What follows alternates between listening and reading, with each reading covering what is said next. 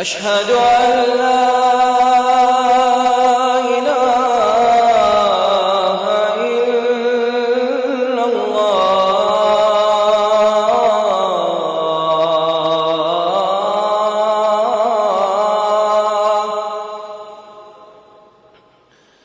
أشهد أن لا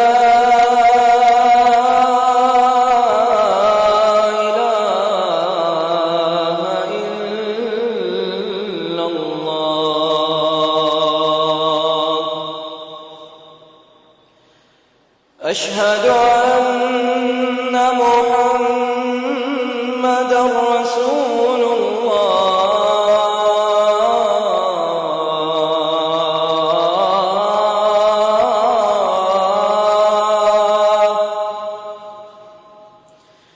أشهد أن محمدًا رسول الله.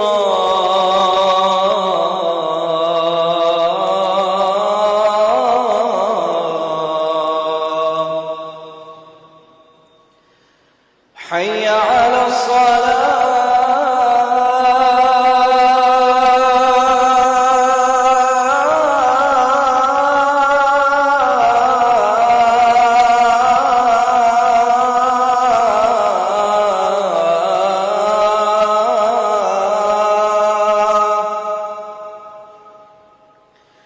حي على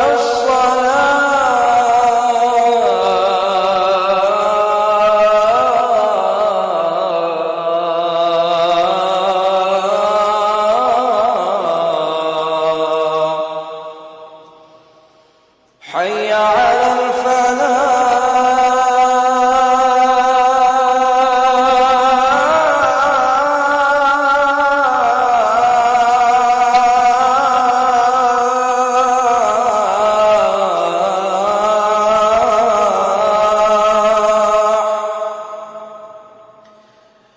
حي على الفلاح.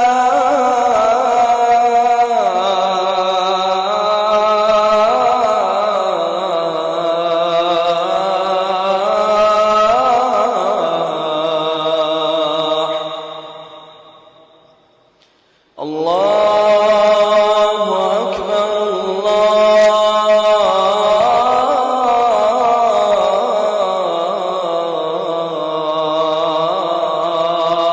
الله أكبر. لا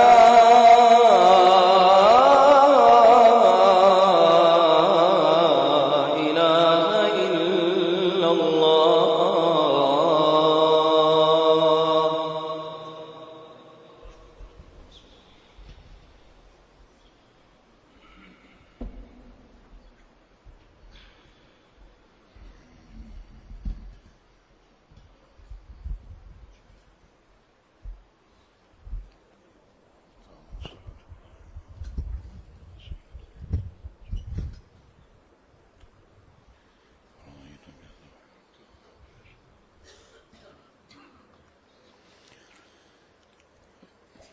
إن الحمد لله نحمده ونستعينه ونستغفره ونعوذ بالله من شرور أنفسنا ومن سيئات أعمالنا.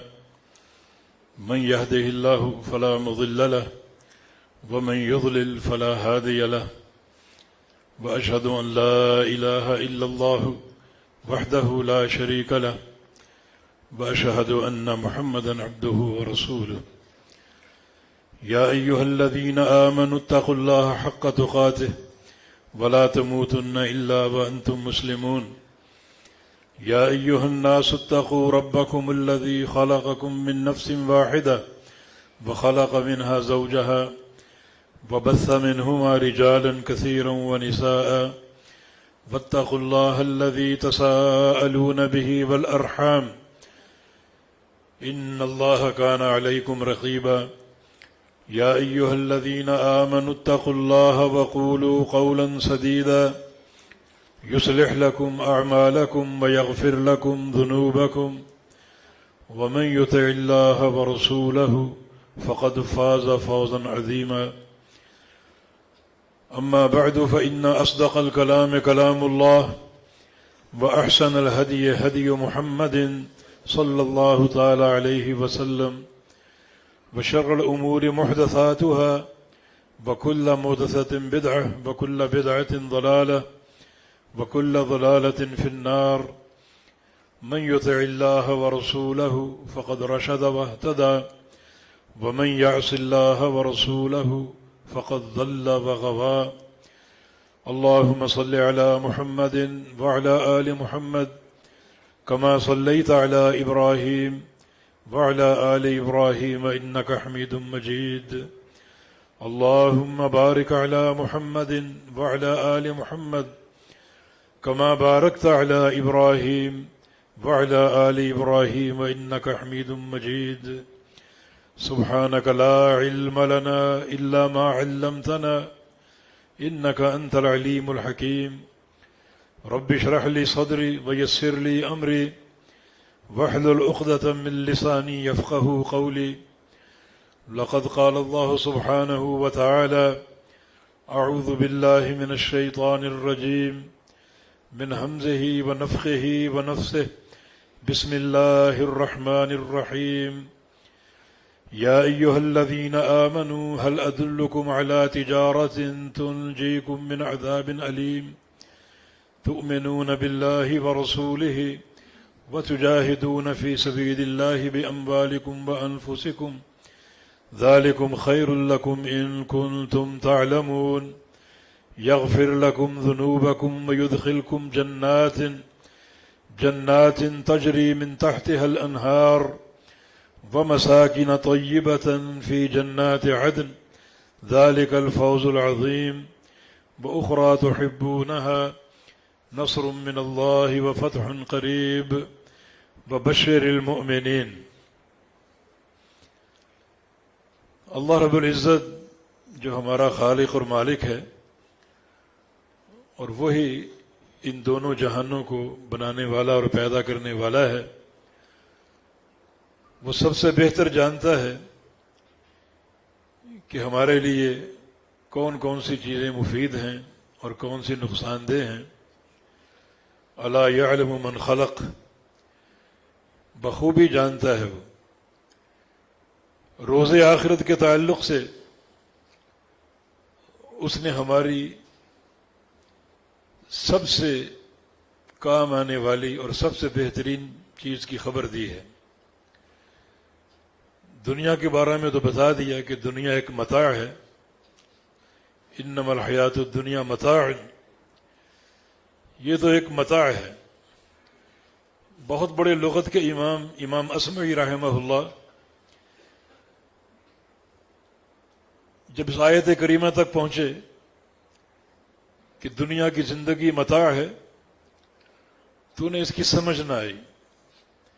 متاع کا عام معنی سامان، اور کچھ مفسرین معنی کرتے ہیں دھوکے کا سامان، لیکن وہ متاع کی حقیقت معلوم کرنا چاہتے تھے، متاع کس چیز کا نام ہے، اور بعض اوقات وہ کسی لفظ کی تحقیق کے لیے دیہاتوں میں نکل جاتے، کیونکہ دیہاتوں کی لغت خالص ہوتی تھی اور وہاں سے انہیں فائدہ حاصل ہو جاتا۔ تو اسی طرح ایک دیہات سے گزرے تو ایک ماں اپنی بیٹی کو پکارتی ہے، یا بنیتی ہاتھ المتاع، بیٹی مجھے متاع دو۔ اسمعی وہاں ٹھہر گئے کہ بیٹی کیا چیز لے کر آتی ہے، اور دیہاتوں کی خالص زبان میں متاع کس چیز کا نام ہے، تو بیٹی کیا چیز لائی؟ وہ گندا کپڑا جو عورت ایام حیض میں استعمال کرتی۔ یہ دنیا متاع ہے، ہمیں اللہ رب العزت نے یہ دنیا کی حقیقت بتا دی کہ اس کا ساز و سامان، اس کے لیے بہت زیادہ حرص تم رکھتے ہو، تو یہ تو ایک متاع ہے، انتہائی ایک گندی چیز، الا یہ کہ اس کا رخ آخرت کی کامیابی کی طرف موڑ دیا جائے، کیونکہ جو لوگ تجارت کرتے ہیں اور تجارت اسلامی اصولوں پر کرتے ہیں اور اپنے مال کا وافر حصہ اللہ تعالیٰ کو دے دیتے ہیں، تو رسول اللہ صلی اللہ علیہ وسلم کا فرمان ہے التاجر الصدوق الامین مع النبیین والصدیقین والشہداء، کہ وہ تاجر جس میں سچائی ہو اور امانت داری ہو اور پوری زندگی کی تجارت ان دو اصولوں پر کر گیا، صدق پر اور امانت پر، تو قیامت کے دن اس کا ٹھکانہ انبیاء کے ساتھ ہوگا، صدیقین اور شہداء کے ساتھ ہوگا۔ تو دنیا کی زندگی متاع ہے، اور اصل جو دار القرار ہے وہ قیامت اور آخرت ہے۔ وہاں کون سی چیز کام آئے گی؟ فرمایا کہ بتزودوا فإن خیر الزاد التقوی، کہ زاد راہ اختیار کر لو، تیار کر لو، اور ہم تمہیں بتا دیتے ہیں کہ سب سے بہترین زاد راہ قیامت کا تقوی ہے۔ لہذا اللہ رب العزت نے سارے اولین و آخرین کو تقوی کی وصیت فرمائی ہے۔ وَلَقَدْ وَصَّيْنَا الَّذِينَ أُوتُوا الْكِتَابَ مِنْ قَبْلِكُمْ وَإِيَّاكُمْ أَنِ اتَّقُوا اللَّهَ، ہم نے جس قوم کو کتاب دی اس قوم کو یہ وصیت کرتے آئے ہیں، اور اے امت محمدیہ صلی اللہ علیہ وسلم تم بھی سن لو، تمہیں بھی یہ وصیت کر رہے ہیں کہ اتقوا اللہ، اللہ سے ڈر جاؤ اور تقوی اپنا لو، متقی بن جاؤ۔ یہی دونوں جہانوں کا ثمرہ ہے، اور یہی ہر قسم کی کامیابی کی بنیاد ہے۔ وَمَن يَتَّقِ اللَّهَ يَجْعَل لَّهُ مَخْرَجًا وَيَرْزُقْهُ مِنْ حَيْثُ لَا يَحْتَسِبُ، جو تقوی اختیار کیے رہے گا اللہ تعالیٰ اسے ہر مشکل سے نکال دے گا، ایسے مقام سے روزی دے گا جہاں اس کا وہم و گمان بھی نہ ہو۔ وَمَن يَتَّقِ اللَّهَ يَجْعَل لَّهُ مِنْ أَمْرِهِ يُسْرًا، جو تقوی اختیار کیے رہے گا اللہ تعالیٰ اس کے سارے کام آسان کر دے گا۔ وَالْعَاقِبَةُ لِلتَّقْوَى، ہر کام میں، ہر مشن میں انجام کار کی بہتری تقوی پر قائم ہے۔ اعدت للمتقین، جنت بھی اہل تقوی کا ٹھکانہ ہے۔ وَإِن مِّنكُمْ إِلَّا وَارِدُهَا كَانَ عَلَى رَبِّكَ حَتْمًا مَّقْضِيًّا ثُمَّ نُنَجِّي الَّذِينَ اتَّقَوْا، سب نے پلے صراط سے گزرنا ہے، ایک تیز دھار پل ہے یہ، اور بڑی خطرناک گھاٹی ہے۔ اس پل سے گزرنے کا جب وقت آئے گا تو اللہ رب العزت کی رحمت سے شفاعت کھل جائے گی، اور انبیاء اور صالحین شفاعت کریں گے۔ اس پر سے سب نے گزرنا ہے۔ وَنُنَجِّي الَّذِينَ اتَّقَوْا، اور نجات صرف انہیں دیں گے جنہوں نے دنیا میں تقوی اختیار کر لیا۔ یہ خالق کائنات کی رحمت ہے کہ اس نے حصول تقوی کے لیے بڑے جامع پروگرام دیے ہیں۔ ابھی رمضان گزرا، کتب علیکم الصیام کما کتب علی الذین من قبلکم لعلکم تتقون، یہ پورا مہینہ تمہیں دیا ہے تاکہ تم تقوی کما سکو اور متقی بن سکو۔ اور اب جو یہ مہینے شروع ہوئے ہیں، یہ ذوالقعدہ، ذوالحجہ اور محرم، یہ حصول تقوی کے زبردست مہینے ہیں، حصول تقوی کے عظیم الشان مہینے ہیں۔ یہ تینوں مہینے حرمت والے مہینے ہیں جن کا احترام خالق کائنات نے کیا اور ان کی حرمت کو بیان کیا۔ ان عدت الشہور عند اللہ 12 شہرا فی کتاب اللہ منها 4 حرم، اللہ کی کتاب میں مہینوں کی تعداد 12 ہے جن میں سے 4 مہینے حرمت والے ہیں۔ ذوالقعدہ، ذوالحجہ اور محرم، یہ تینوں اکٹھے ہیں، اور چوتھا رجب جو جمادہ ثانیہ اور شعبان کے درمیان ہے یہ بھی حرمت والا ہے۔ رسول اللہ صلی اللہ علیہ وسلم کی حدیث ہے ان الزمان قد استدار كهيئته منذ خلق السماوات والارض، کہ زمانہ ایک ہی رفتار سے چل رہا ہے، شب و روز کا نظام ایک ہی رفتار سے جاری اور ساری ہے جب سے خالق کائنات نے آسمانوں اور زمینوں کو بنایا۔ السنۃ 12 شہرا، سال کے 12 مہینے ہیں، منہا 4 حرم، ان میں سے 4 مہینے حرمت والے ہیں۔ جب سے زمین و آسمان قائم ہیں سال کے 12 مہینے، ہر مہینے کے 29 یا 30 دن، ہر دن کے 24 گھنٹے، ہر گھنٹے کے 60 سیکنڈ، ایک لمحے کا فرق بھی نہیں ہے۔ اور جب سے یہ زمانہ قائم ہے کہ 4 محترم مہینے بھی قائم ہیں اور ان کی حرمت بھی قائم ہے۔ ان مہینوں کی حرمت جن کی تعظیم ہم پر فرض ہے، اللہ تعالیٰ کے شاعر میں سے ہے۔ اللہ رب العزت جس چیز کی تعظیم کا آرڈر فرما دے وہ اس کے شاعر میں سے ہوتی ہے، اور یہ 4 مہینے حرمت والے ہیں جن کو خالق کائنات نے محترم قرار دیا۔ یہ اللہ کے شاعر میں سے ہے جن کی تعظیم کرنا فرض ہے۔ تعظیم کرنے سے کیا مراد ہے؟ تعظیم کرنے کا معنی یہ ہے کہ ان مہینوں میں کثرت سے اعمال صالحہ انجام دیے جائیں، کثرت سے اللہ تعالیٰ کا ذکر کیا جائے۔ جن مہینوں کی تعظیم اللہ فرماتا ہے، کیا ہمارے دل ان کی تعظیم سے خالی ہو سکتے ہیں؟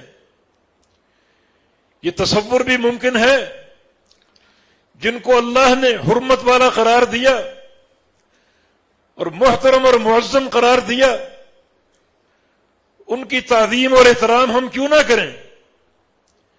یہ تصور اور یہ عقیدہ آپ کے دلوں میں موجود ہے؟ کیا ان مہینوں کی تعظیم ہو رہی ہے؟ وَمَن يُعَظِّمْ شَعَائِرَ اللَّهِ فَإِنَّهَا مِن تَقْوَى الْقُلُوبِ، جو لوگ اللہ کے شاعر کی تعظیم کرتے ہیں اللہ ان کے دلوں کو تقوی سے بھر دیتا ہے۔ یہ پورے 3 مہینے تقوی کمانے کا پروگرام ہے۔ یہ اللہ رب العزت کی رحمت اور رحمت کی وسعت کے آثار ہیں کہ اس نے ایسے شب و روز پیدا کر دیے، بلکہ مہینوں کے مہینے پیدا کر دیے جن میں ہم کوشش کر کے محنت کر کے عظیم الشان تقوی کے مقام پر فائز ہو سکتے ہیں۔ اللہ تعالیٰ کی حرمات اور اس کے شاعر کی تعظیم کرنے والا اللہ تعالیٰ کی طرف سے تقوی کا انعام حاصل کر لیتا ہے، اور تقوی ہی دونوں جہانوں کی سعادت کا پروگرام ہے۔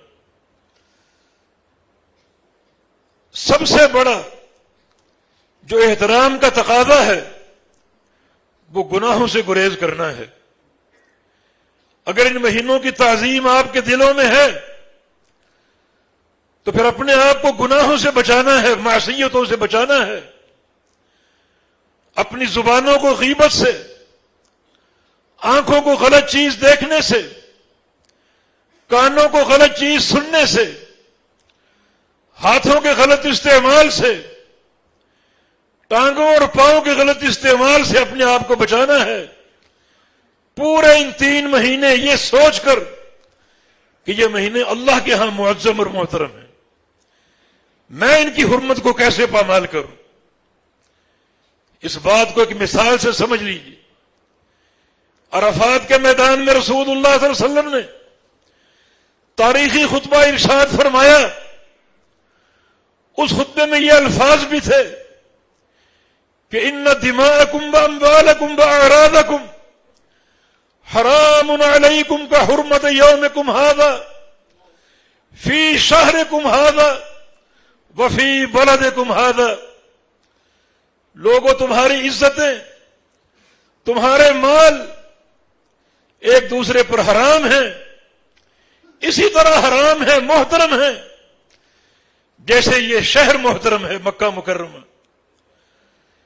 جیسے یہ دن محترم ہے یوم عرفہ، اور جیسے یہ مہینہ محترم ہے ذو الحجہ، اسی طرح تمہارے خون اور مال محترم ہیں اور حرمت والے ہیں۔ تو اس حدیث میں رسول اللہ صلی اللہ علیہ وسلم نے 3 چیزوں کی حرمت کا اعلان کیا کہ 3 چیزیں حرمت والی ہیں۔ ایک مکہ مکرمہ البلد الامین، بلد اللہ الحرام، دوسرا عرفہ کا دن 9 ذو الحجہ، اور تیسرا پورا ذو الحجہ کا مہینہ۔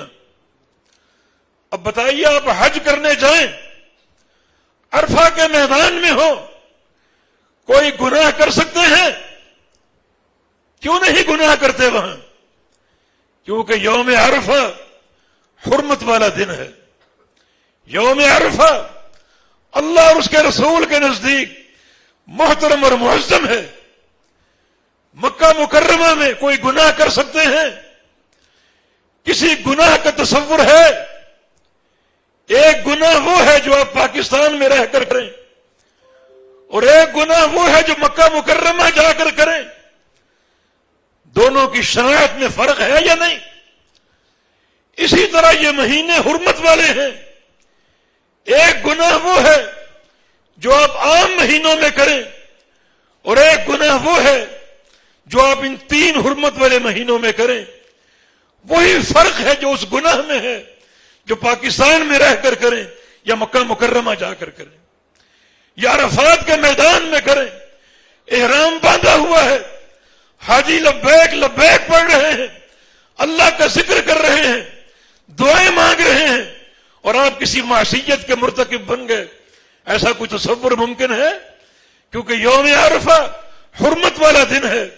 اسی طرح اللہ کے بندو، جیسے یوم عرفہ کی حرمت ہے، جیسے مکہ مکرمہ کی حرمت ہے، ویسے ان 4 مہینوں کی حرمت بھی قائم ہے۔ یہ ذو القعدہ کا مہینہ، ذو الحجہ کا مہینہ، اور محرم کا مہینہ، اور رجب کا مہینہ اللہ کے نزدیک معظم اور محترم ہے، جن کی تعظیم اور احترام ہم پر فرض ہے۔ اگر کسی معصیت کا ارتکاب کریں گے تو اللہ کی حرمت کو پامال کریں گے، اگر کسی گناہ کا ارتکاب کریں گے تو جو اللہ کے شاعر کی تعظیم کا تقاضا ہے، اس امتحان میں ہم ناکام ہو گئے۔ اور اگر ہم نے ان 4 مہینوں میں اپنی پوری طرح حفاظت کی، اپنے ایمان کی حفاظت کی، اپنے تقوی کی حفاظت کی، جسم کے اعضاء کی حفاظت کی، ہر گناہ سے محفوظ رہے، تو اللہ رب العزت ہمارے دلوں کو تقوی سے بھر دے گا۔ اور یہ بات یاد رہے کہ تقوی کا اصل مقام انسان کا دل ہے۔ پیارے پیغمبر محمد الرسول اللہ صلی اللہ علیہ وسلم نے دل کی طرف 3 بار اشارہ کیا، التقوی ہا ہنا، التقوی ہا ہنا، التقوی ہا ہنا۔ تقوی یہاں ہے، دل کی طرف اشارہ کر کے، تقوی یہاں ہے، تقوی یہاں ہے۔ اللہ رب العزت اگر دل میں تقوی پیدا فرما دے اور دلوں کو تقوی سے بھر دے تو یہ انسان کی بہت بڑی کامیابی ہے۔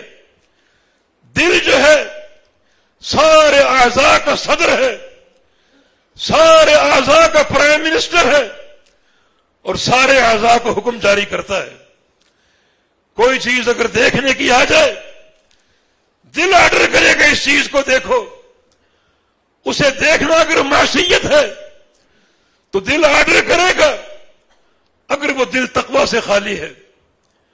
اور اگر دل میں تقوی ہے تو دل کا حکم جاری ہوگا، اس کو مت دیکھو، یہ اللہ کے دین سے بغاوت ہے، یہ خالق کائنات کی ناراضگی کو سمیٹنے کے مترادف ہے۔ کوئی غیبت کا موقع بن جائے، غیبت کریں یا نہ کریں، اگر دل میں تقوی موجود ہے تو دل کا حکم جاری ہوگا کہ غیبت نہ کرو، یہ حرام ہے۔ غیبت کرنے والوں کے ایمان کی خود اللہ کے پیارے پیغمبر نے نفی فرما دی۔ ایک موقع پر آپ تشریف لائے، مسجد میں صحابہ موجود تھے، منافقین بھی ہوتے تھے، آپ نے اعلان عام فرمایا، یا معاشر من آمن بلسانہ ولم یؤمن قلبہ لا تغتابوا المسلمین، اے وہ لوگوں جو صرف دل کے مسلمان ہیں، ابھی تک ایمان ان کے دل میں داخل نہیں ہوا۔ وجہ کیا ہے؟ وجہ یہ کہ تم غیبت کرتے ہو۔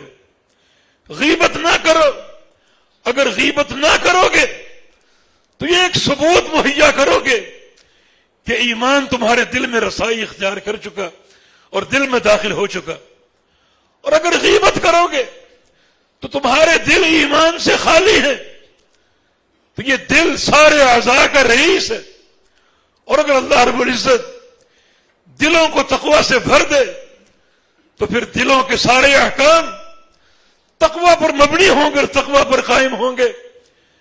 رسول اللہ صلی اللہ علیہ وسلم کی حدیث ہے، الا ان فی الجسد لمضغۃ اذا صلحت صلح الجسد كله واذا فسدت فسد الجسد كله الا وهي القلب، کہ انسان کے اس ڈھانچے میں ایک لوتھڑا ہے، ایک ٹکڑا ہے، اگر وہ درست ہو گیا، اگر وہ تقوی پر قائم ہو گیا تو سارا جسم درست ہے، آنکھیں بھی درست ہیں، کان اور ناک بھی درست ہیں، زبانیں بھی درست ہیں، ہاتھ پاؤں بھی درست ہیں، اور اگر وہ ٹکڑا فساد کی طرف مائل ہو گیا، اس ٹکڑے میں بگاڑ آ گیا تو سارا جسم بگاڑ پر قائم ہو جائے گا، آنکھیں بگڑ جائیں گی، زبانیں بگڑ جائیں گی، کان بگڑ جائیں گے، جن کی حقیقت کا اندازہ اس دن ہوگا جب خالق کائنات بندے کے سامنے اس کے صحیفہ اعمال کو کھول دے گا، جس میں ہر سطر پر آنکھوں اور کانوں کے گناہ موجود ہیں، زبانوں اور ہاتھوں کے گناہ موجود ہیں۔ تو آئیے اللہ تعالیٰ نے یہ موسم ہمیں عطا فرمایا، حرمت والے 3 مہینے، ان کو محترم قرار دے دو، معظم قرار دے دو، اور ان کی حرمت کی تعظیم کرتے ہوئے اپنے آپ کو گناہوں سے بچا لو۔ تو من يعظم شعائر اللہ فإنها من تقوى القلوب، جو اللہ کے شاعر کی تعظیم کرے گا اللہ اس کے دلوں کا تقوی عطا فرما دے گا۔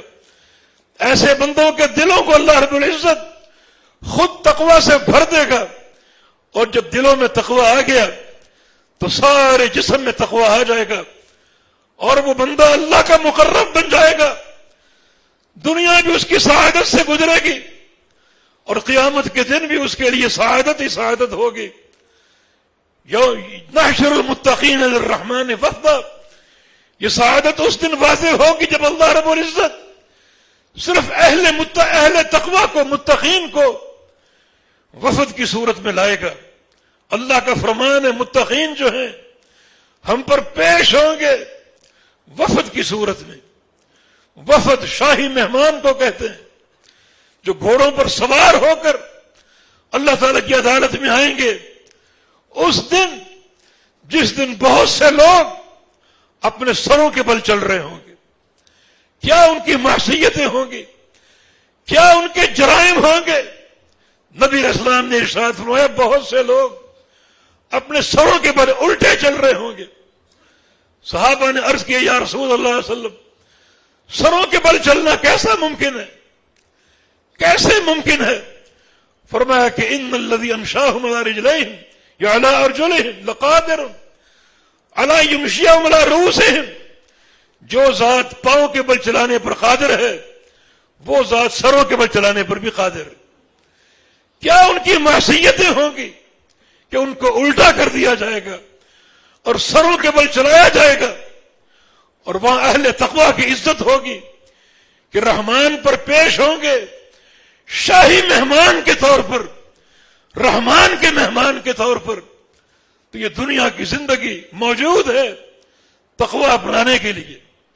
یہ خالق کائنات کی مہربانی اور اس کی محبت کے آثار ہیں کہ اس نے ہمیں یہ مہینے عطا فرما دیے، کہ ان مہینوں کی تعظیم کا خیال کر لو، کثرت سے اللہ کا ذکر کر لو، اپنے آپ کو گناہوں سے بچا لو اور اپنے رب کا کثرت سے ذکر کرو، اعمال صالحہ انجام دو۔ ایک مقام ہم مل کر پڑھتے ہیں کہ اللہ رب العزت نے ان سارے اعمال کو اپنی مہربانی سے اپنے ساتھ ایک تجارت اور کاروبار قرار دے دیا کہ بندے میرے ساتھ تجارت کر لے، میرے ساتھ کاروبار کر لے۔ دنیا میں بھی تجارتیں کرتے ہو، کچھ تجارتیں میرے ساتھ کر لو۔ یا ایھا الذین آمنوا هل ادلکم علی تجارۃ تنجیکم من عذاب علیم، اے ایمان والو آؤ ہم تمہیں ایک تجارت بتاتے ہیں، اس تجارت کا نفع دنیا کے لیے نہیں ہے بلکہ وہ تجارت تمہیں اللہ کے عذاب علیم سے بچائے گی، عذاب علیم سے تمہیں رہائی دلائے گی، اس کا نفع قیامت کے لیے ہے۔ ذرا اس تجارت کے حجم پر غور کر لو۔ تمہاری تجارتیں تو ایک محلے کی سطح پر ہوتی ہیں، تمہاری تجارتیں تو ایک شہر کی سطح پر ہوتی ہیں، تمہاری تجارتیں تو 2 شہروں کے بیچ محیط ہوتی ہیں، یا اگر بہت وسیع بھی ہو تو 2 ملکوں کے مابین ہوتی ہے۔ مگر یہ تجارت اس جہان کی اس جہان کے ساتھ ہے، دار دنیا کی، دار فانی کی، دار آخرت کے ساتھ ہے۔ دنیا کی تجارتوں کا مفاد دنیا کا روپیہ پیسہ ہے، اللہ تعالی کے ساتھ تجارت کا مفاد جنت کا حصول، اللہ کی رضا اور محبت کا حصول اور جہنم سے بچاؤ کی صورت میں ہے۔ یہ اس تجارت کا مفاد ہے۔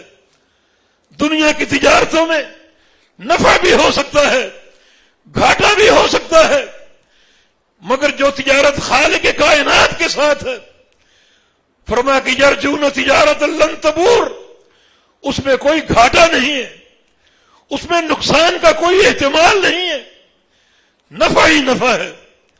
تو آؤ میرے ساتھ ایک سودا کر لو، تؤمنون باللہ ورسولہ، اللہ پر ایمان لے آؤ اور اللہ کے رسول پر ایمان لے آؤ۔ اللہ تعالیٰ پر ایمان لانے کا تقاضا اللہ تعالیٰ کی توحید کا فہم ہے۔ موحد خالص بن جاؤ، خالص توحید کو اپنا لو۔ یہ رب کائنات کے ساتھ ایمان کا اصل ہے، ایمان کا جو پہلا درجہ ہے، جو قبولیت ایمان کا باعث بنتا ہے، وہ اللہ رب العزت کی توحید ہے، اس کی خالص محبت ہے، اس کے لیے محبت ہے، کیونکہ قیامت کا جو پہلا فائدہ اور نفع حاصل ہوگا اللہ کے بندوں کو وہ توحید کی صورت میں ہے، ایمان باللہ کی صورت میں ہے۔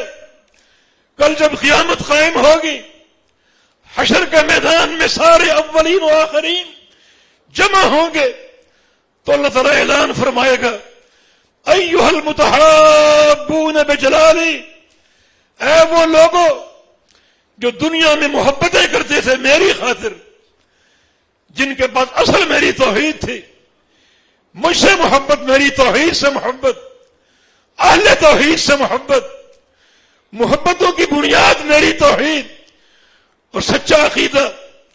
آج سب سے پہلے تمہیں 2 اعزاز عطا فرماؤں گا، لہم منابر من نور یغبطہم النبیون والصدیقون والشہداء، ان کے لیے نور کے ممبر تیار ہوں گے، اللہ کے اتنے قریب کہ انبیاء اور صدیقین اور شہداء انہیں دیکھ کر رشک کریں گے۔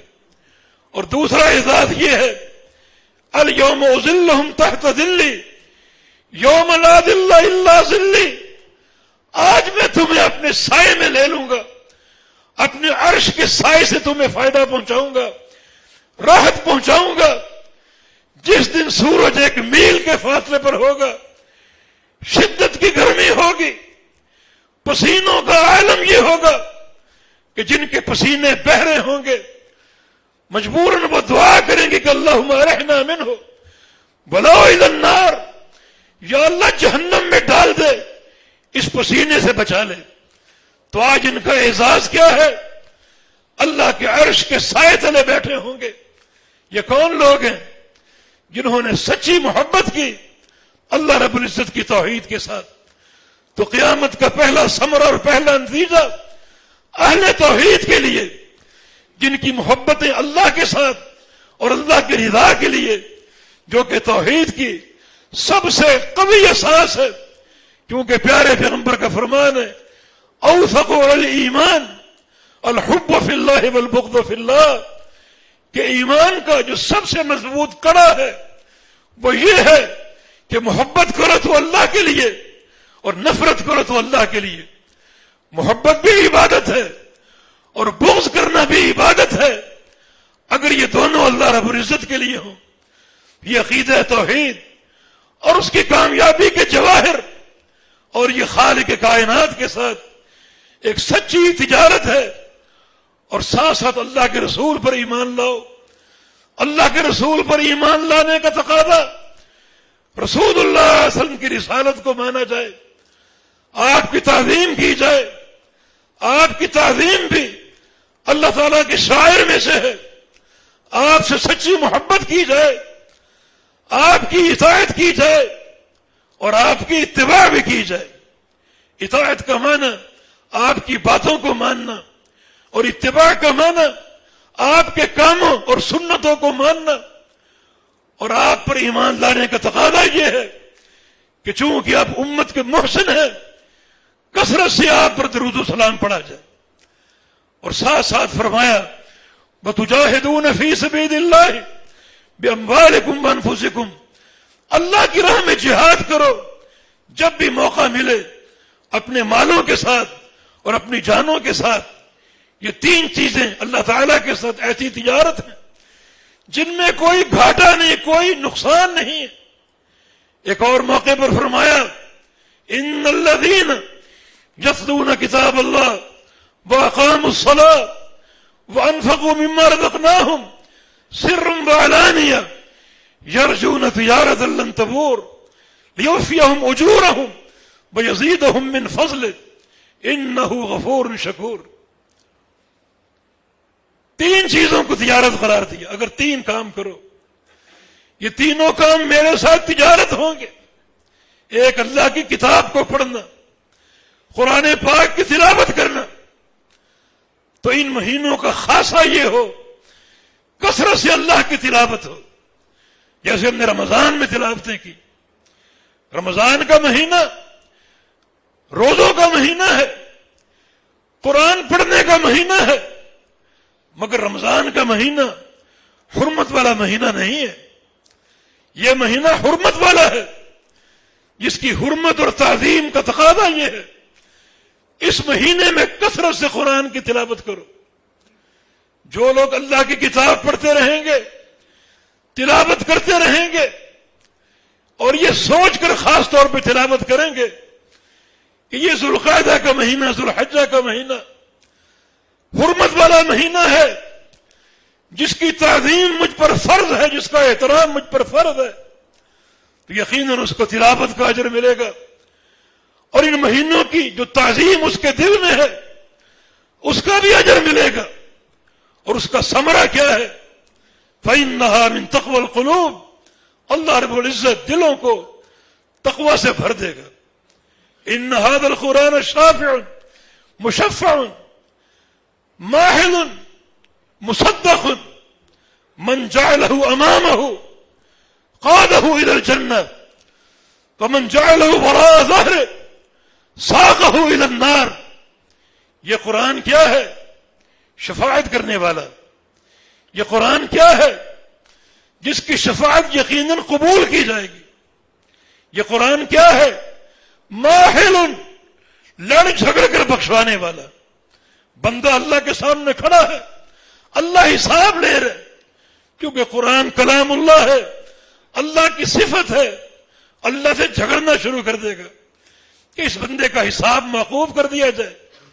یہ دنیا میں کثرت سے میری تلاوت کرتا تھا، مجھے پڑھا کرتا تھا، اور مصدق اس کے جھگڑے کو سچا جان کر اس بندے کے حساب کو ختم کر کے اس کے لیے جنت کا پروانہ جاری کر دیا جائے گا۔ یہ تو عام تلاوت ہے، اگر حرمت والے مہینوں کی تعظیم کرتے ہوئے کثرت سے قرآن کی تلاوت کرو گے یقیناً دوہرا اجر ملے گا۔ ایک تلاوت کا وہ اجر جو اللہ کے پیغمبر نے بیان فرمایا، من قرأ من القرآن حرفا فلہ 10 حسنات، جو قرآن کا ایک حرف پڑھے گا اسے 10 نیکیاں ملیں گی۔ یہ اجر تو ہے ہی ہے، لیکن ساتھ ساتھ جو دل میں ان مہینوں کی تعظیم کا خیال کرتے ہوئے اور تعظیم کا تصور کرتے ہوئے قرآن پڑھو گے تو اس تعظیم کا الگ اجر ملے گا، الگ ثواب ملے گا، اور سب سے عظیم ثمرہ یہ کہ فَإِنَّهَا مِن تَقْوَى الْقُلُوبِ، اللہ رب العزت دلوں کو تقوی سے بھر دے گا۔ دوسرا کام یہاں جو بیان ہوا، جس کو رب کائنات نے اپنے ساتھ ایک تجارت قرار دیا ہے، وہ ہے وَأَقَامُوا الصَّلَاةَ، اور وہ نماز قائم کریں، نماز کو پوری توجہ سے پوری دیانتداری سے ادا کریں۔ یقیناً ایسی نماز جو ہے بندے کی کامیابی کی بنیاد بن جائے گی، لیکن اقامت صلاۃ جو ہے اصل وہ دل سے ہوتی ہے۔ نمازیوں کی 2 قسمیں ہیں، ایک نمازی وہ ہیں جو جسم کے اعضاء کے نمازی ہیں، ان کی پیشانی جھکتی ہے، سجدے میں ان کے ہاتھ زمین سے لگتے ہیں، گھٹنے زمین سے مس ہوتے ہیں، رکوع میں جھکتے ہیں، قیام میں کھڑے ہوتے ہیں، اپنے ہاتھ باندھتے ہیں۔ یہ نماز اعضاء کی نماز ہے۔ دوسرے نمازی وہ ہیں جو اعضاء کی نماز کے ساتھ ساتھ دل کی نماز ادا کریں، حضور قلبی ہو، دل میں خشیت الہی ہو، اور واقعی نماز ایسی ہو جیسی اللہ کے پیارے پیغمبر کی تھی، جعلت قرۃ عینی فی الصلاۃ، نماز تو میری آنکھوں کی ٹھنڈک ہے۔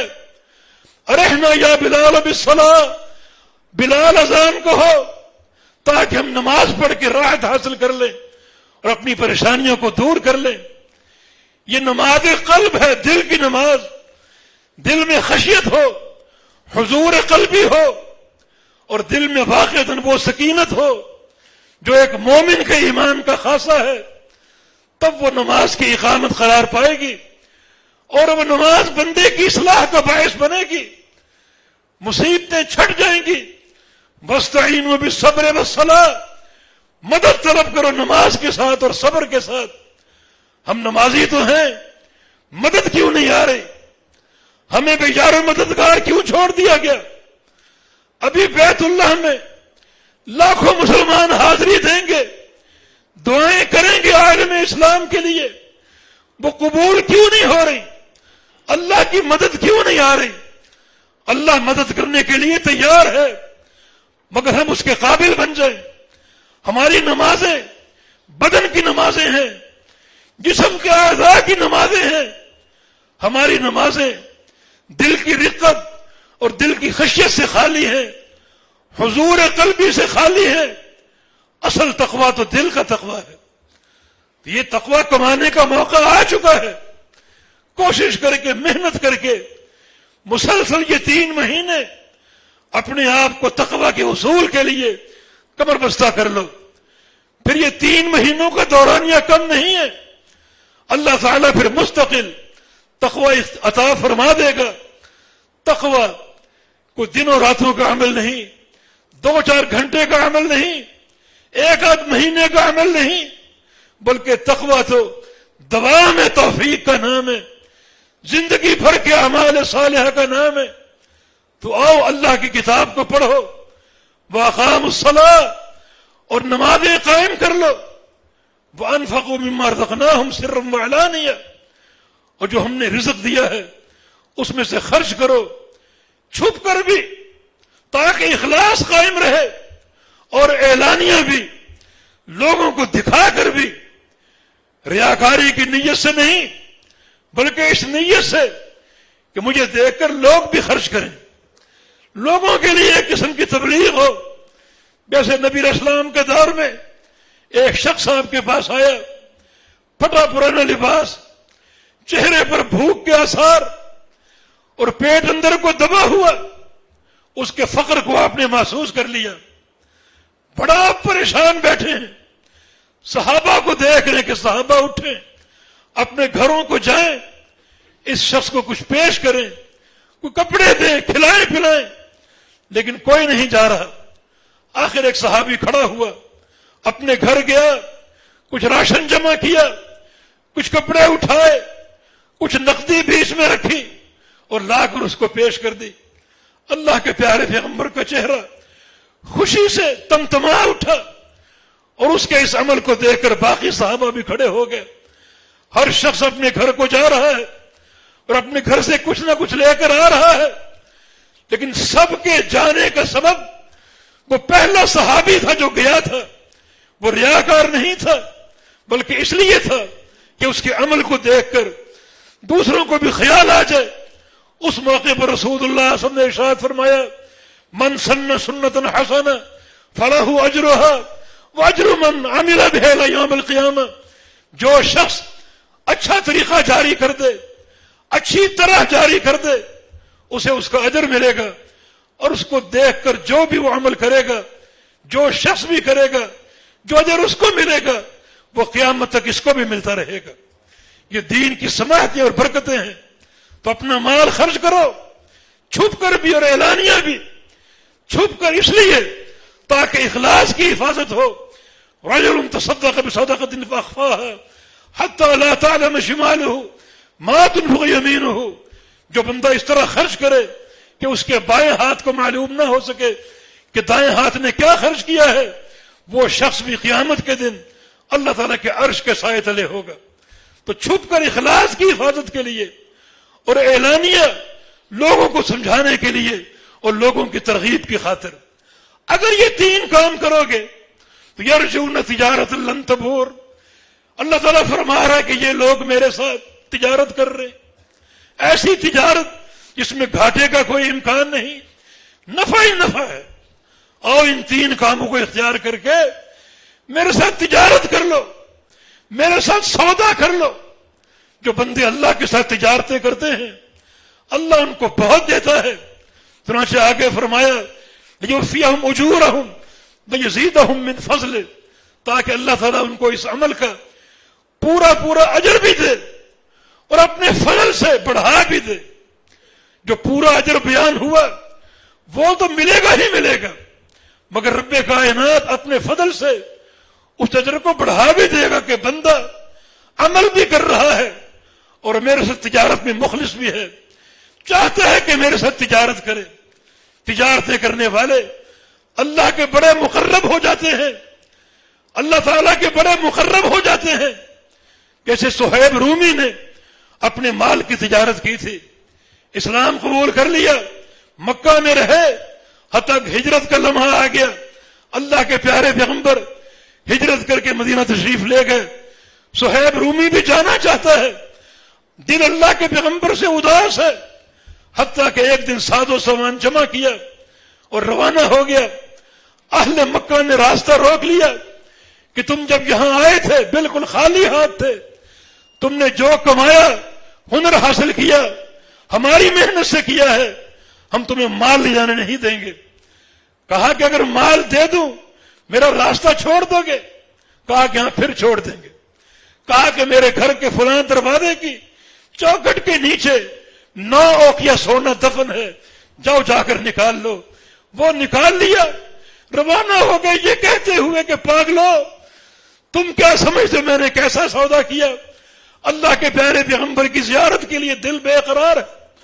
اس زیارت کو حاصل کرنے کے لیے اگر ساری دنیا بھی خرچ کر دوں تو یہ سودا بڑا منفعت کا سودا ہوگا، گھاٹے کا سودا نہیں ہوگا۔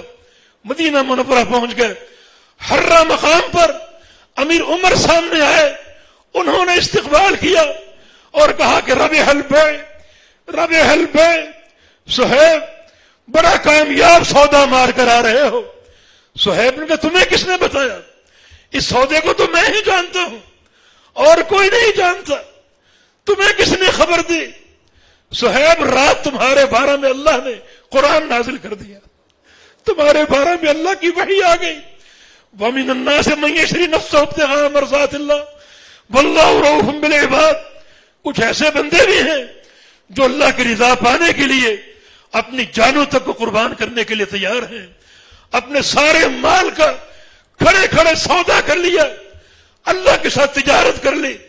جب پیارے پیغمبر نے صہیب رومی کو دیکھا، فرمایا کہ ربیح البیع یا ابا یحییٰ، ابو یحییٰ بڑا کامیاب سودا کر کے آئے ہو، سارا مال خرچ کر دیا اپنے رب کائنات کے ساتھ یہ سودا کرنے کے لیے۔ جیسے وہ غامدی عورت، اس نے بھی سودا کیا تھا، اس نے مال کی قربانی نہیں دی بلکہ جان کی قربانی دی تھی۔ اللہ کے پیغمبر کے پاس آ گئی، قد زنیت یا رسول اللہ، مجھ سے زنا ہو گیا، طاہرنی، مجھے پاک کر دیجئے۔ اسے معلوم تھا مجھے زمین میں گاڑا جائے گا، آدھے جسم پر پتھر مارے جائیں گے جب تک موت واقع نہ ہو جائے۔ اسے معلوم تھا میری بدنامی ہے، میری قوم کی بدنامی ہے، مگر کوئی پرواہ نہیں، اللہ کی رضا کے لیے یہ سودا اور یہ تجارت کوئی گھاٹے کا سودا نہیں ہے۔ اللہ کے پیارے محمد نے اعراض کر لیا، منہ پھیر لیا۔ اس عورت نے کہا تردنی کما رزقت ماعزا، یا رسول اللہ صلی اللہ علیہ وسلم کہ آپ مجھے ماعز اسلمی کی طرح رد کر رہے ہیں، ماعز اسلمی سے بھی گناہ ہو گیا تھا، اللہ کے پیغمبر کے پاس آیا تھا، مجھے پاک کر دیجئے۔ آپ نے اعراض کر لیا، پھر وہ دوسرے دن آیا، مجھے پاک کر دیجئے۔ آپ نے پھر اعراض کر لیا، اس طرح چوتھے دن آپ نے حد قائم کی۔ تو اس عورت غامدی عورت نے کہا کہ آپ ماعز کی طرح مجھے رد کر رہے ہیں، واللہ انی لحبلا، اللہ کی قسم میرے پاس اس زنا کا ثبوت موجود ہے۔ اپنے پیٹ کی طرف اشارہ کیا کہ میں حاملہ ہوں، مجھے کیوں رد کر رہے ہیں؟ چنانچہ اللہ کے پیارے پیغمبر نے فرمایا بچہ پیدا ہونے دو۔ بچہ پیدا ہوا، یہ اضطرار کی ماری پھر آ گئی، یہ تولد ہو چکا۔ فرمایا اس کو تمہاری ضرورت ہے، دودھ پلاؤ، روٹی کھانے کے قابل ہوگا، پھر اللہ کی حد قائم کریں گے۔ پھر پہنچ گئی 2 سال بعد، بچے کے ہاتھ میں روٹی ہے، خود دیکھ لیجیے روٹی کھا رہا ہے، اور اس کی مدت دودھ کی پوری ہو چکی۔ تب آپ نے اللہ کی حد قائم کی، اللہ کی حد قائم کی۔ اس کے خون کی ایک دھار خالد بن ولید پر پڑ گئی، اس نے اس کو گالی دی کہ تو فاحشہ بد کردار عورت، تیرا ناپاک خون مجھ پر آیا۔ رسول اللہ صلی اللہ علیہ وسلم نے ارشاد فرمایا خالد ایسا مت کہو، لقد تابت توبۃ لو تاب صاحب مکس لغفر له، یہ تو ایسی توبہ کر چکی ہے، اسے ایک عورت کی توبہ اگر صاحب مکس کو دے دی جائے وہ بھی بخشا جائے۔ صاحب مکس، یہ صاحب مکس کون ہے؟ اس کے 2 معنی، ایک وہ حاکم جو اپنی رعیت پر ٹیکس لگاتا ہے، ہر چیز پہ ٹیکس، وہ حاکم صاحب مکس ہے۔ مانا ایسا حاکم جو ٹیکس کا نفاذ کرتا ہے، اس کا یہ گناہ زانی کی زنا سے بڑا ہے کہ اللہ کے پیارے پیغمبر نے فرما دیا کہ اسی توبہ اگر صاحب مکس کو دی جائے وہ بھی بخشا جائے۔ تو ٹیکس کے نفاذ کا گناہ زنا سے بڑا ہے۔ ارے زنا کا دائرہ کار تو 2 افراد کے بیچ میں ہے، لیکن بعض وقت حاکم کے ٹیکس سے کروڑہ لوگ پریشان ہوتے ہیں۔ ان کروڑہ لوگوں کا قیامت کے دن حساب دینا پڑے گا، کیونکہ دین اسلام میں ٹیکس کی کوئی گنجائش نہیں ہے۔ آج ہم کثرت سے ایک گردان سنتے ہیں، ریاست مدینہ میں کوئی ایک ٹیکس آپ ثابت کر کے دکھا دیجیے۔ اللہ پاک نے کیا فرمایا ہے کہ اے حاکموں، تمہارے لیے جو لوگوں کا مال ہے اس میں ایک ہی چیز لینا فرض ہے، خذ من اموالہم صدقہ، ان کے مال سے زکوٰۃ وصول کرو۔ زکوٰۃ کا نصاب میں نے بنایا ہے، یہ تمہارے لیے پوری طرح کفالت کا باعث ہوگا، پوری طرح کفیل ہوگا۔ یہ نظام میں نے بنایا، ٹیکس کا نظام تم نے بنایا ہے، یہ ناقص ہے۔ زکوٰۃ کا نظام میں نے بنایا ہے، یہ کامل ہے، تمہاری تمام تر ضرورتوں کو پورا کرنے کے لیے کافی ہے، تمہارے قرضوں کی ادائیگی کے لیے کافی ہے، تمہارے تمام مسائل کے حل کے لیے کافی ہے، مگر زکوٰۃ وصول کرو جیسے وصول کرنے کا حق ہے۔ جیسے ابوبکر صدیق نے زکوٰۃ وصول کی تھی اور کہا تھا کہ واللہ لو منعونی اخاذا لخاذلتہم، اللہ کی قسم اگر یہ اونٹ زکوٰۃ کا دے دے اور اونٹ کی رسی روک لے، اس پر بھی میں قتال کروں گا، قتل کر دوں گا جب تک رسی نہ دے۔ تو اونٹ بھی وصول کریں، رسی بھی وصول کریں، ایک ایک پیسہ وصول کریں۔ یہ خالق کائنات کا نظام ہے، یہ قیامت تک کے لیے رہنما ہے اور قیامت تک کے لیے امتوں اور قوموں کے لیے کفالت ہے۔ امیر عمر کے دور میں کتنی وسعت تھی، امال کے خطوط آتے، امیر المومنین اتنا پیسہ اکٹھا ہو چکا، اتنی زکات اکٹھی ہو چکی کہ رکھنے کی جگہ نہیں رہی، سارے جو سرکاری جو سٹور تھے بھر چکے، رکھنے کی جگہ نہیں رہی، ہم پریشان ہیں، ان امانتوں کا کیا کریں؟ امیر المومنین کو خط لکھتے، اجعلوا فی العتاق، اس سارے مال کو صرف کر دو غلاموں کو آزاد کرنے میں، مال لے کر نکلو، جو مسلمان غلام نظر آئے اسے خریدتے جاؤ، جس قیمت پر بھی ملے خرید کر آزاد کرتے جاؤ۔ یہ اللہ کے نظام کی برکتیں، قومیں خوشحال ہو گئی، لوگ خوشحال ہو گئے، غلاموں کے بندھن ٹوٹ گئے، اسلام مستحکم ہو گیا۔ یہ اللہ کے نظام کی برکات ہیں۔ جو حاکم ٹیکس لگاتا ہے اپنی رعیت پر، وہ اللہ کے نظام کا باغی ہے۔ اللہ کا نظام ٹیکس نہیں بلکہ زکوٰۃ کی وصولی ہے۔ اور اللہ کے پیارے پیغمبر کی یہ حدیث، اس زانیہ عورت کی توبہ اگر ایک ٹیکس لگانے والے حاکم کو دے دی جائے وہ بھی بخشا جائے۔ اور صاحب مکس کا دوسرا معنی وہ شخص ہے جو اسلحے کے زور پر بھتہ وصول کرے، ڈاکے ڈالے۔ یہ بھتہ خور بھی یہ صاحب مکس ہے، اس کا گناہ بھی زنا سے بڑا گناہ ہے، اور زنا کی سزا رجم ہے کہ اس کو زمین میں گاڑ کر پتھر مارے جائیں جب تک موت واقع نہ ہو جائے۔ اور بھتے اور ٹیکس کی سزا اللہ نے بیان نہیں کی، یہ سزا قیامت کو ملے گی۔ اللہ کا بڑا شدید حساب ہے، کروڑوں لوگوں کا حساب دینا پڑے گا، بہت ہی معاملہ گمبھیر ہے۔ تو بات یہاں بھی ختم نہیں ہوتی، انشاءاللہ آئندہ جب آئیں گے اسی پروگرام کو آگے چلائیں گے، انشاءاللہ اسی موضوع کو۔ اللہ تعالیٰ مجھے اور آپ کو توفیق عطا فرما دے۔ اللہ رب العزت ہمارے دلوں کو تقویٰ عطا فرما دے۔ اللہ ہمارے گناہوں کو معاف فرما دے۔ یا اللہ ہم سے راضی ہو جا، اپنی رحمت کے فیصلے فرما لے، اپنی مغفرت کے فیصلے فرما لے۔ اقول قولی ھذا واستغفر اللہ لی ولکم وآخر دعوانا ان الحمد للہ رب العالمین۔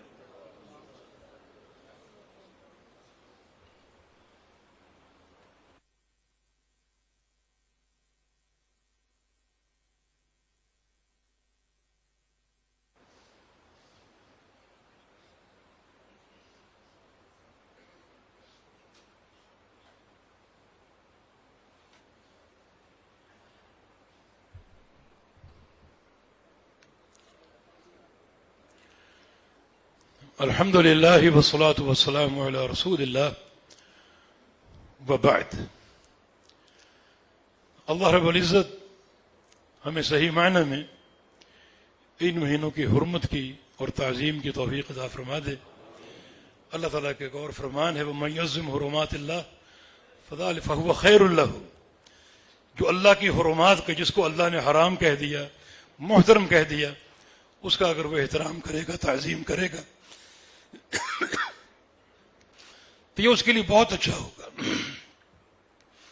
ہر قسم کی خیر کا باعث ہوگا، وہ بندہ ہر قسم کی خیر کا مستحق بن جائے گا۔ خیر اسم تفضیل کا صیغہ ہے، اسم تفضیل میں ایک سب سے زیادہ بہتری کی صورت ہوتی، ایک ہے اچھا اور ایک ہے بہت اچھا، اور ایک ہے سب سے اچھا۔ یہ سب سے اچھا اسم تفضیل کا معنی ہے فَهُوَ خَيْرٌ لَهُ، یہ اس کے لیے سب سے بہتر۔ اللہ کی حرمات کی تعظیم اور اللہ کے شاعر کی تعظیم، یہ چیز ذہنوں سے عام طور پہ اوجھل ہوتی ہے، تو ہم نے قدر تفصیل سے ذکر کر دی۔ تو ان مہینوں کی 3 مہینے موجود ہیں، ان کی حرمت کا احساس کرتے ہوئے خوب تقوی کمانے کی کوشش کیجیے۔ اللہ پاک مجھے اور آپ کو توفیق عطا فرما دے۔ ان الحمد للہ نحمده ونستعینه ونستغفره ونعوذ باللہ من شرور انفسنا وسیئات اعمالنا، من يهده الله فلا مضل له ومن يضلل فلا هادي له، واشهد ان لا اله الا الله وحده لا شريك له، واشهد ان محمدا عبده ورسوله۔ يا ايها الذين امنوا اتقوا الله حق تقاته ولا تموتن الا وانتم مسلمون۔ يا ايها الناس اتقوا ربكم الذي خلقكم من نفس واحده وخلق منها زوجها وبث منهما رجالا كثيرا ونساء واتقوا الله الذي تساءلون به والأرحام إن الله كان عليكم رقيبا يا أيها الذين آمنوا اتقوا الله وقولوا قولا سديدا يصلح لكم أعمالكم ويغفر لكم ذنوبكم ومن يطع الله ورسوله فقد فاز فوزا عظيما إن الله وملائكته يصلون على النبي يا أيها الذين آمنوا صلوا عليه وسلموا تسليما اللهم صل على محمد وعلى آل محمد كما صليت على إبراهيم وعلى آل إبراهيم إنك حميد مجيد وبارك على محمد وعلى آل محمد كما باركت على إبراهيم وعلى آل إبراهيم إنك حميد مجيد ربنا لا تؤاخذنا إن نسينا أو أخطأنا ربنا ولا تحمل علينا إصرا كما حملته على الذين من قبلنا ربنا ولا تحملنا ما لا طاقة لنا به واعف عنا واغفر لنا وارحمنا أنت مولانا فانصرنا على القوم الكافرين رب اغفر وارحم وأنت خير الراحمين اللهم انصر الإسلام والمسلمين اللهم انصر من نصر دين محمد صلى الله عليه وسلم وجعلنا منهم واخذل من خذل دين محمد صلى الله تعالى عليه وسلم ولا تجعلنا منهم اللهم